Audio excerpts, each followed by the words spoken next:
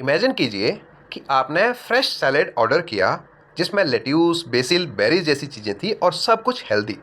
लेकिन आपके स्टमक ने कहा, congratulations, you have adopted a parasite. जी हाँ, अमेरिका में जुलाई 2026 तक 1500 यानी कि 1500 से अधिक लोग एक माइक्रोस्कोपिक पैरासाइट की वजह से बीमार हो चुके हैं। और नाम सुनकर ऐसे लगता है कि सुपर हीरो का नाम है, और वो है साइक्लोस्पोरा। लेकिन रियलिटी में ये है एक फूड बॉर्न पैरासाइट जो आपके डाइजेस्टिव सिस्टम को बना देता है रोलर कोस्टर। और आज हम इसके बारे में समझेंगे कि पैरासाइट क्या है, फूड तक कैसे पहुंचता है, इतना डेंजरस क्यों है, इंडिया को इससे क्या सीखना चाहिए, और यूपीएससी के लिए इसमें कौन कौन से इंपॉर्टेंट पॉइंट्स हैं। So let us begin.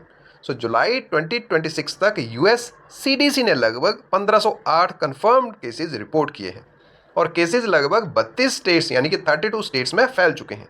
और गुड न्यूज़ ये है कि अभी तक कोई भी डेथ रिपोर्ट नहीं हुई, लेकिन लगभग 100 के आसपास पेशेंट्स जो है वो हॉस्पिटलाइज हो चुके हैं। सो इन्वेस्टिगेटर्स सस्पेक्ट कर रहे हैं कि कंटेमिनेटेड लीफी वेजिटेबल्स हो सकती हैं, बेसिल हो सकती है, बेरीज हो सकती हैं, इनके माध्यम से इन्फेक्शन फैला होगा। और सीडीसी लगातार सोर्स ट्रेस करने की कोशिश कर रहा है, यानी डिटेक्टिव मूवी पूरी चल रही है। लेकिन बिलियन इतना छोटा है कि माइक्रोस्कोप के बिना दिखाई भी नहीं देता। अब बट इज साइक्लोस्पोरा, इसके बारे में भी जान लेते हैं। तो ये एक माइक्रोस्कोपिक प्रोटोजोन पैरासाइट है। अगर आप बायोलॉजी स्टूडेंट हैं तो याद रखिए, ये किंगडम प्रोटिस्टा को बिलोंग करता है और सिंगल सेल्ड ऑर्गेनिज्म है, मतलब यूनिसेलुलर है। लेकिन इसका बिहेवियर पूरा मूवी विलेन जैसा है। ये ह्यूमन इंटेस्टाइन में जाकर मल्टीप्लाई करता है। इंटरेस्टिंग फैक्ट तो ये है कि ये बैक्टीरिया नहीं है, ना ही वायरस है, ना ही वर्म है। ये प्रोटोजोन पैरासाइट है, यानी पैरासाइट फैमिली का वीआईपी मेंबर। अब इसके लाइफ साइकिल पे भी थोड़ी सी नज़र डाल लेते हैं। तो सबसे पहले कंटेमिनेटेड फूड या फिर वाटर कंज्यूम किया जाता है और उसमें पैरासाइट बॉडी में एंटर करता है। फिर उसके बाद स्मॉल इंटेस्टाइन में पहुंचकर ये सेल्स को इन्वेड करता है, फिर बॉडी के अंदर रिप्रोड्यूस करता है, फिर ओसिस्ट स्टूल के साथ बाहर निकलते हैं। लेकिन प्लॉट ट्विस्ट यहाँ ये है कि जो फ्रेश स्टूल इमीडिएटली इन्फेक्शियस नहीं होता। एनवायरनमेंट में लगभग 1 से 2 हफ्ते लगते हैं मैच्योर होने में, इसलिए पर्सन टू पर्सन स्प्रेड बहुत अनकॉमन है, यानी होता नहीं है। यानी फ्रेंड ने यदि छींक मार दी तो उससे इन्फेक्शन नहीं होगा, लेकिन उसने खेत को कंटेमिनेट जरूर कर दिया और वही वेजिटेबल्स आपकी प्लेट तक आ गई, और अब प्रॉब्लम स्टार्ट होगी। इसके सिम्टम्स के बारे में जानना जरूरी है, क्योंकि सिम्टम्स सुनकर लगेगा स्टमक ने तो स्ट्राइक कर दिया है, जैसे कि watery diarrhoea, abdominal cramps, nausea, vomiting, fatigue, weight loss, loss of appetite and mild fever. और सबसे डेंजरस बात तो ये है कि सिम्टम्स कई वीक्स तक चल सकते हैं। कुछ पेशेंट्स में तो डिसीज महीनों तक बनी रहती है। इमेजिन कीजिए, आप वेकेशन पर गए हैं और बाथरूम ने परमानेंट बुकिंग कर ली है, तो आपकी टर्न नहीं आती। सो डायग्नोसिस और ट्रीटमेंट की बात भी कर लेते हैं।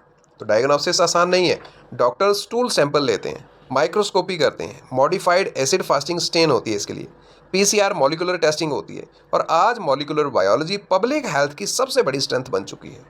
अगर ट्रीटमेंट की बात करें तो स्टैंडर्ड एंटीबायोटिक, जिसका नाम है ट्राइमिथोप्रेम सल्फामिथोजाजोल, और ये टीएमपी एसएमएक्स के नाम से भी जाना जाता है।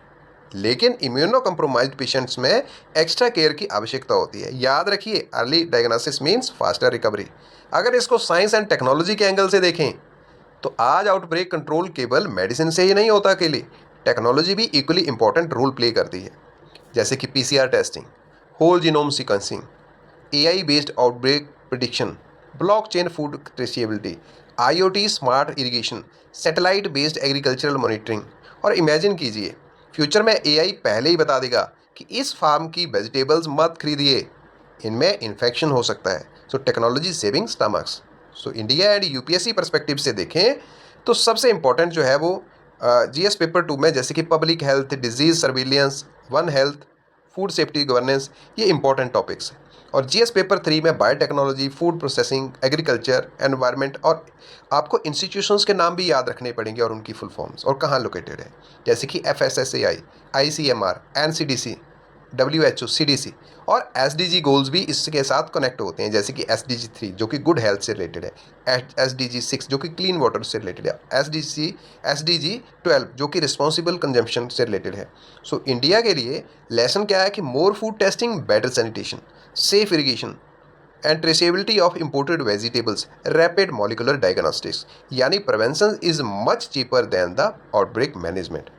सो फ्रेंड्स, साइक्लोस्पोरा हमें सिखाता है कि हेल्दी फूड भी अनहेल्दी बन सकता है अगर फूड सेफ्टी कंप्रोमाइज हो जाए तो।